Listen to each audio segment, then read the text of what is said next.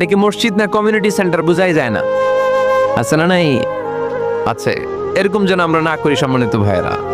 বিশেষ করে মসজিদের সামনের দেয়ালে। কোন দেয়ালে? সামনের দেয়ালটা কেবলার দিকে যেই দেয়াল, এই দেয়ালটা হতে হবে ফ্রেশ, যাতে করে মানুষের দৃষ্টি আকর্ষণ না করে। প্রায় মসজিদের দেয়ালের মাঝখানে দেখবেন আপনি ক্যালেন্ডার ঝুলায় রাখে, আছে না নাই? মৌলভীবাজারের কি অবস্থা? সেটা খবর আছে? তো এই যে ক্যালেন্ডার ঝুলায় রাখে, ওইখানে দেখবেন বিভিন্ন মসজিদের ছবি, এতিমখানার ছবি, মানুষের ছবি। তো মানুষ নামাজে পড়ে আবার ওগুলোও তাকায়, আছে না নাই? প্রথম কাতারে পরে ওইখানে কি লেখা এগুলো পরে, তার ডিস্টার্ব হচ্ছে না? এই মুসল্লির দৃষ্টি যাতে অন্যদিকে না যায়, এটা খেয়াল রাখতে হবে। যদি পারা যায় মসজিদের সামনে কোনো ঘড়ি টড়ি চলবে না, ঘড়ি মসজিদের পেছনের দেয়ালে, সময়সূচি পেছনের দেয়ালে, সব পেছনে। সময় কয়টা বাজে ওটা ইমাম দেখলে চলবে, ইমাম এভাবে দেখে নিবে, আপনারাও দেখে নিবেন। কিন্তু সামনের দেয়ালটা যত সিম্পল করা যায়।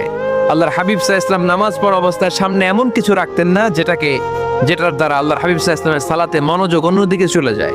আমরা যখন সালাত পড়ি, যদি অন্যদিকে তাকাই, ফেরেশতার মাধ্যমে আল্লাহ একটা ডাক দেয়, বলে আকবিল, এই বান্দা ফিরে আয়, তোর নজর থাকা দরকার সেজদার জায়গায়, ফিরে আয়। আপনি আবার যখন অন্যদিকে তাকান, আল্লাহ বলে ফিরে আয়, সেজদার দিকে তাকা।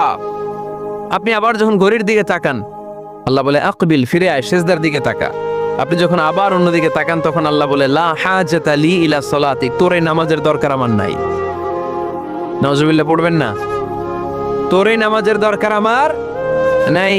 অজু করে কষ্ট করে যাকে খুশি করার জন্য আপনি সালাতে দাঁড়ালেন, উনি যদি বলে এই নামাজের দরকার নেই, তা কার জন্য নামাজ পড়লেন আপনি? কথা কি বুঝতে পেরেছেন? এই জন্য এলাকার গণ্যমান্য ব্যক্তিবর্গ আছে, আমাদের চেয়ারম্যান সাহেব আছে, আরো অন্যান্য বিজনেস ম্যাগনেটরা আছে। আপনারা মসজিদ যখন নির্মাণ করবেন, সামনের দেয়ালটা যত সাদামাটা হতে পারে ততই ভালো।